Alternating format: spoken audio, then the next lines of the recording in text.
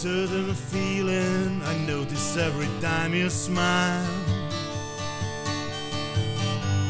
A deep blue tone in your dark brown eyes, and then I realize when the two of us are alone, you don't give a damn.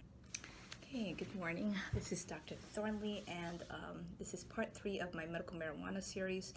And today I am going to go over the nitty-gritty. So this does not constitute medical advice. This is only medical information. Also, viewing this does not constitute a physician-patient relationship. Please consult with your physician. So medical marijuana has resurged in popularity because many of the conventional medications can cause user side effects. It's ineffective, and especially with chronic pain. And most patients will tell you that you are their last resort, which is why I feel that this topic is very important in order to get over the stigma of recommending it. So this is part 3. So this is after you get your ID and have been registered. So you've gone through all the hoops, you saw your qualified physician. Now what do you do? So I usually go over this and try to explain how to take it, because once you have it, it's a matter of self-titration, meaning you can titrate it according to your needs. And it's an herb, it's a plant. It's not considered a medication by FDA. So physicians can only make recommendations, even though this medicine has been used for thousands of years. It's actually, I almost feel like it's truly a miracle drug. But anyway, so there are different modalities. So oral is going to be 7 hours.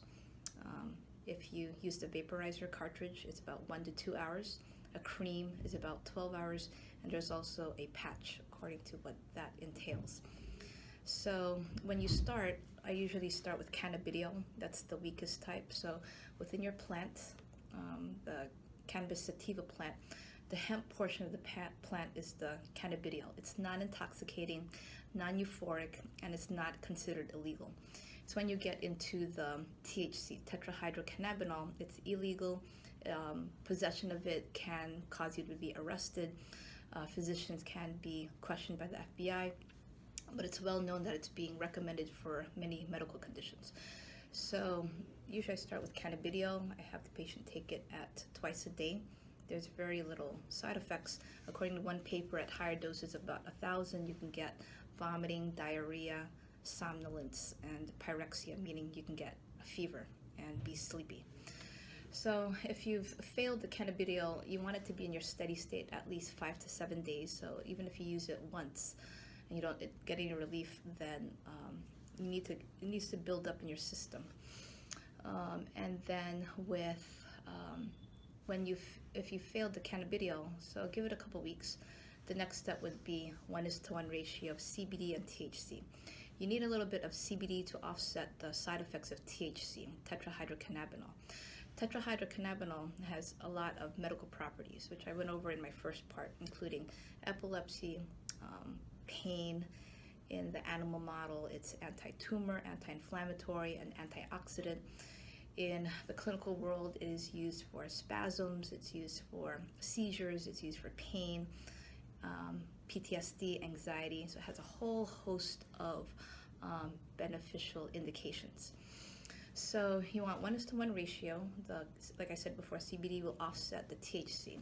So the side effects for the extraction of the medical component of THC from the plant include hyperactivity. You can also get somnolence, meaning you can get sleepy, dizzy.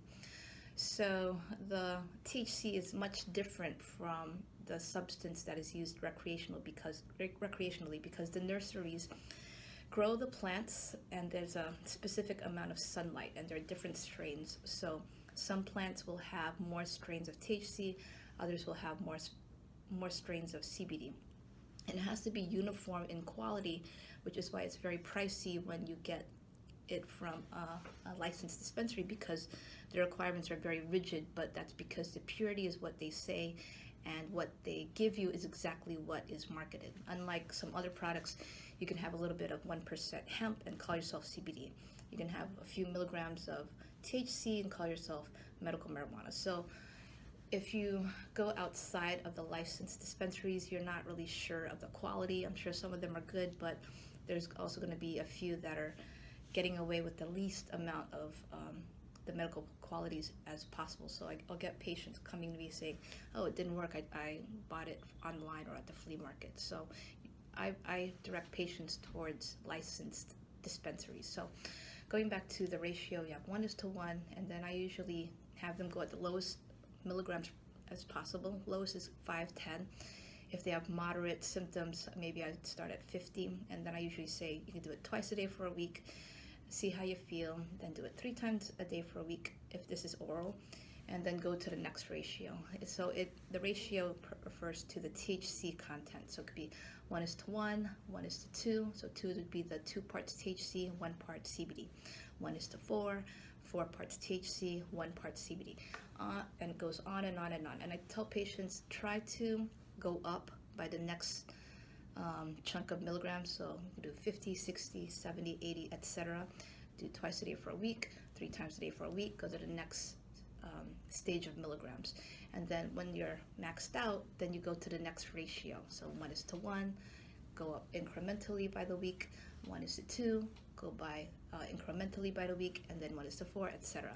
It goes all the way even up to 1:90, which I don't suggest you do. You want to start very slowly and then work yourself up. Don't go to the strongest dose possible.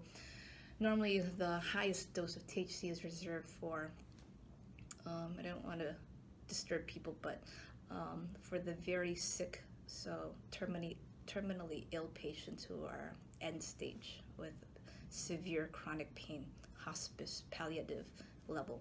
So you don't want to go to the last dose. You want to start very slowly and then work yourself up.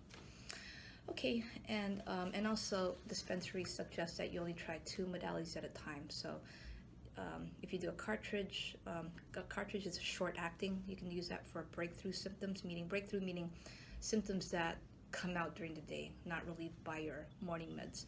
And then a long acting agent, so oral, either gummy or oil, and then a patch is 12 hours. So oral again is 6 hours, a patch is 12 hours, and then your cartridge is about 1 hour at a time.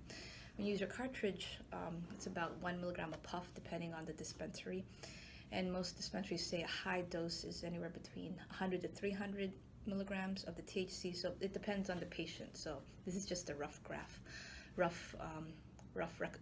estimation. So you can use a long-acting form, oral or a cream, and then combine it with your short-acting for any breakthrough symptoms. So for example, you can do something oral twice a day and then use your vaporizer cartridge like 4 times a day. Okay, so this ends my part 3 on the basics of using medical marijuana for its medical value. Thank you.